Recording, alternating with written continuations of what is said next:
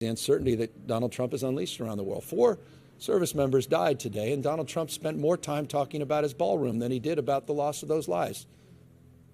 Review the tape.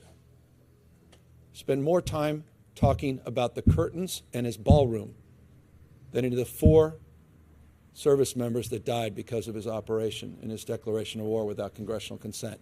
He still has not articulated clear vision of what the end game is, period, full stop. There's no War Powers Act that's been exercised. I'm glad Congress is doing its job this week, and people are struggling with affordability.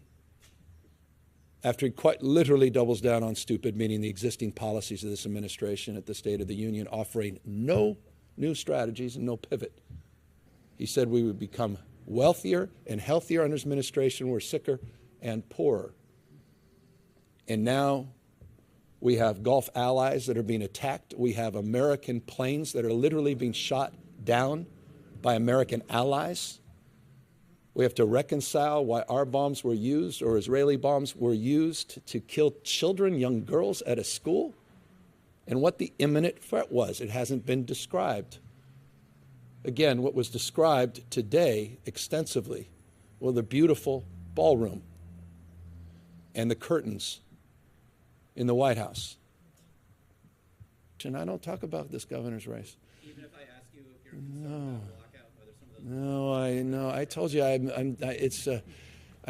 this is where I need, I have to let it go. I have to accept the fact that I have a sell-by date and I'm a milk carton. I just haven't fully done that. I've been more interested, honestly, and forgive me, as I said, I'm turning into Jerry Brown.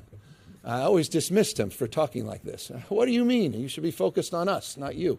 But I've been focused on, energy concerns, and honestly, and focused on things like, Prop 1 and getting things done, more accountability in care court and delivering. So I honestly haven't taken a look, and nor I don't think the public has. And the only thing I'll say this to give you something, because I know you need something, is it's been hard, I think, to focus on that race. You would have had a lot more focus last year, but there were a series of circumstances that shifted attention. Trump is 24 hours a day, sort of redirecting attention, nationalizing our focus on politics. And then you had the issues around Prop 50, which I think also took a lot of energy. You had the questions of whether or not Kamala was going to get in, whether or not Padilla was going to get in. That may have.